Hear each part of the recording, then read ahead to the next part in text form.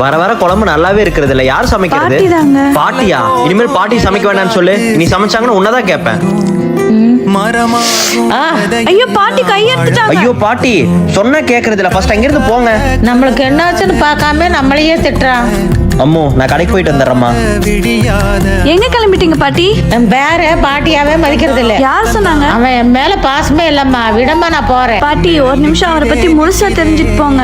சின்ன காயங்கறனால பரவாயில்ல, இது பெருசதாச்சும் ஆயிருச்சுன்னா ஐயோ இனிமேல் பாட்டி எதுவுமே செய்ய விடாம பாத்துக்கணும். ஏங்க நான் சமைச்சது எப்படி இருக்கு? நல்லா இருக்குமா. என்னங்க அவ்வளவுதானா? ஓ உங்க அம்மா சமைச்சிருந்தா பாராட்டி இருப்பீங்க. அப்படிலாம் இல்லம்மா, எனக்கு உன்னை விட எங்க அம்மா விட எங்க பாட்டி வைக்கிற குழம்பு தான் எனக்கு ரொம்ப பிடிக்கும். அவங்களோட கைப்பக்கம் யாருக்குமே வராது. ஏன் அன்னைக்கு சண்டை போட்டீங்க? அவங்க வயசானவங்கம்மா, இதுக்கு மேல அவங்க வேலை செய்யக்கூடாது. பாட்டி சொன்னாலும் கேட்க மாட்டேங்கிறாங்க, அது அப்படி சொன்னேன். இப்ப கூட உங்களுக்கு தான் பாட்டி மருந்து வாங்க போயிருக்காரு. பாட்டி என்னாச்சு? டேய் நான் வேலை பார்க்கலன்னா இதெல்லாம் யார் பண்ணுவாங்க? அதுக்கு தான் நீங்க ஒருத்தி வச்சிருக்கேன். ஏய்